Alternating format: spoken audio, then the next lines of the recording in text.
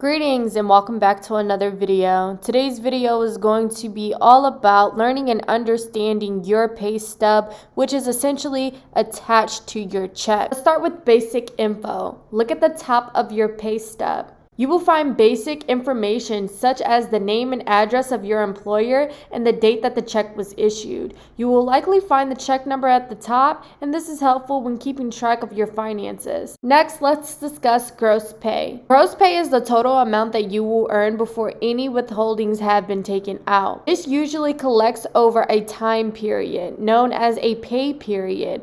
Be mindful that any taxes or other withholdings will not be reflected in your gross pay. Next, net pay. Net pay is going to be the amount that will already have any withholdings or taxes removed from it. Keep in mind that the net pay is the actual amount of your earnings that you will receive.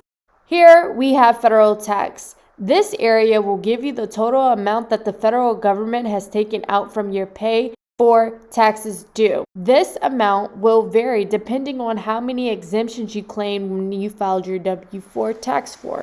Next, we have state taxes, which are typically found next to the federal tax. This listing for state tax will show you just how much of your earnings went to the state that you currently live in. Keep in mind that state tax will vary from state to state.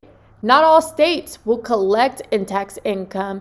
And also, state taxes are used for public projects such as education and healthcare. Next, we have Social Security. This is a federal mandated payment to the Social Security system.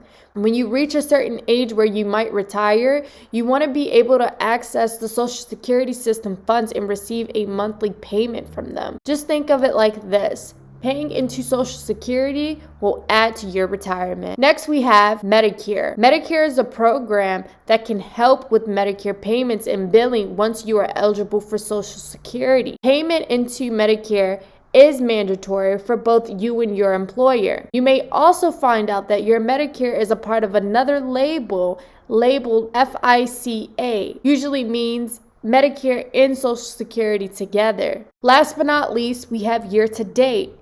Year to date is a useful entry on your pay stub that can show you exactly how much you have earned and how much has gone to taxes or withholdings.